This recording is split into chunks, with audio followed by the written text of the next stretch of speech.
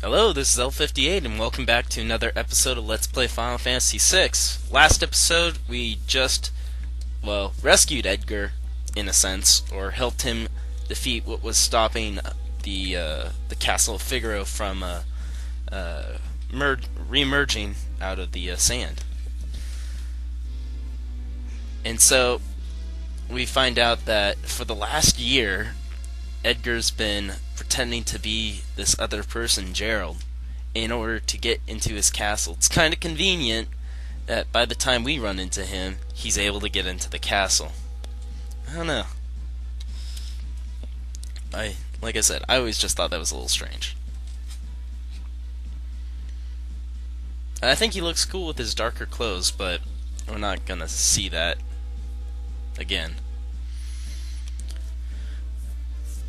So he decides that these people that he locked out, that he was pretending to be their boss, they're just small fish, and they didn't really do anything that bad.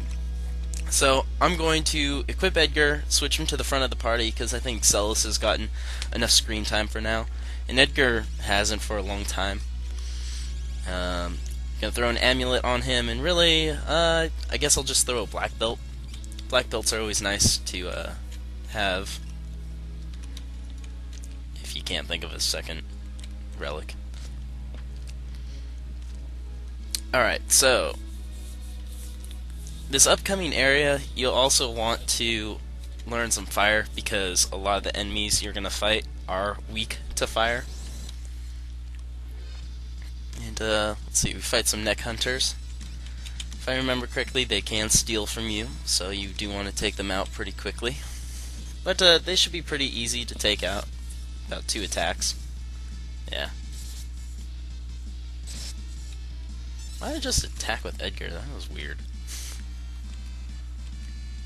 Yeah, so I have less than 2,000 HP, so. Nonsense, it's been fixed. Next stop, the surface. So for the last year you've been underground? Ugh. Become some sort of weird, cave people, and they're like, Yes, we are the kingdom of Figaro, yes.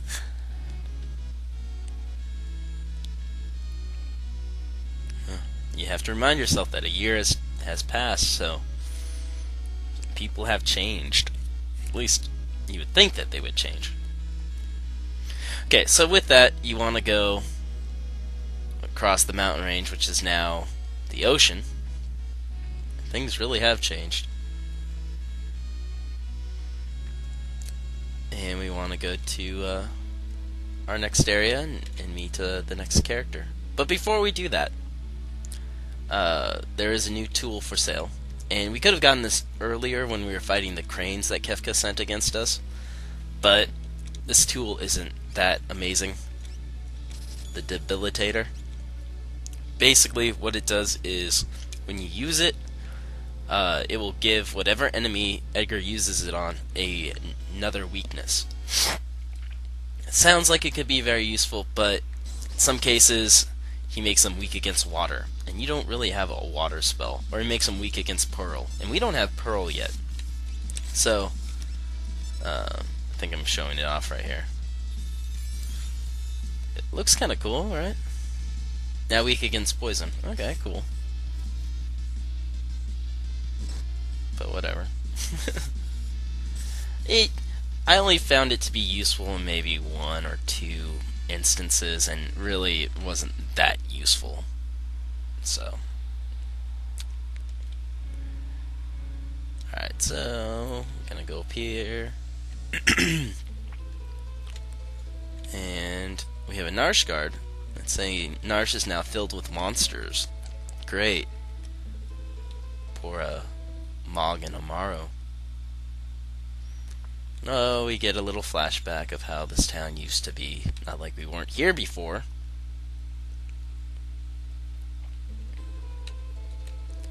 Okay. So, want to continue the story, you go to the inn, and oh, there's Setzer. You're alive!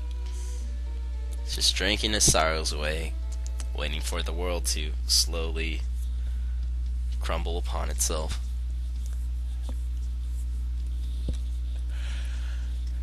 I just want to be left alone. And you lost your wings. Oh. Come on, Celis. Tell him that you'd marry him. That seemed to get him motivated last time.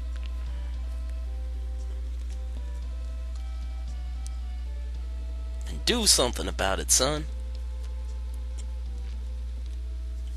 You know what? You're right. I probably should do something about it. Alright, you win. I'm starting to feel lucky. Are you sure you're feeling lucky, or is anyways. Alright, so now we need to go visit Daryl's tomb. And if you remember from that little cutscene that I almost forgot about with Sid and Setzer, he talks about Daryl and that she had the fastest airship. So he says we're getting a new airship. And to do that, we need to go through her tomb, which, strangely enough, wasn't around a year ago in the world of Balance. But now in the world of Ruin, it's right there. So, a couple of things you can buy around here. Maybe I'll show it. Nah. There are a couple new items for Setzer. There's like trump, darts, and dice. And how I'm setting Setzer up is I bought 2 pairs of dice. This is really up to you. The dice, as you see, it has a random chance of doing different damage depending on what he rolls. It could, as you see, be very good, or it could be very weak. And I equipped him the second Genji glove. Like I said, that's up to you. I think a lot of people like to use the trump because it does an instant kill, or a random chance of an instant kill. So you could give him the Genji glove and equip 2 of those, and raise your chances.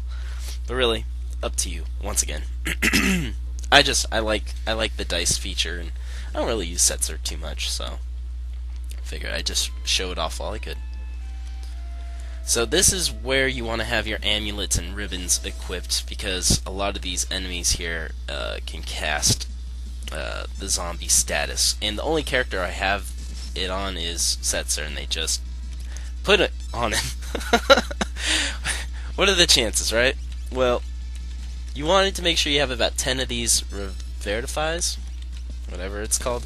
But just about every battle here you're going to earn like 1 or 2, so maybe buying them isn't such a big deal. Like maybe buy 5 or something just in case. Or if you have like amulets on everyone, then it doesn't really matter. So, with that in mind, yeah, Setzer, you should be dead since you almost cost us the game. Not really, but whatever. Like I said, a lot of these enemies you're going to fight here are weak to fire, and a lot of them are, well, not a lot of them, a couple of them are undead. So, whatever. Yeah, and you have to pay the penalty, Setzer. You have to heal all of us for dying. So, also in here is a very nice relic to have, the experience egg, which will... Oh. Nothing appropriate comes to mind. We have to go somewhere else to find what we need to carve. You can get the experience egg another way. Those Titana bars that you could have earned through that mini game or side quest where you write the letters back and forth. You can get one through there that I've told you about before, and the other one you could get if you did basically a perfect job at the banquet with Emperor Gestal before meeting up with Strago and Realm. Now, if you get those, you can go to the Colosseum, which we'll be going to in the future. Right now. Just not right. Like I said, you can bet those Titana bars for experience eggs, and if you win them, you can win experience eggs. So, trade a useful sounding relic into a useful relic. But really, I'm just gonna go through this with 1 experience egg. I seem to get by just fine. And trying to figure out that I thought it's a crown, but it's a gown. And I'm like, what the heck is this for? It's for Realm. Just strange because we don't have Realm yet. Whatever. Alright, another mini game with the turtle. Yay.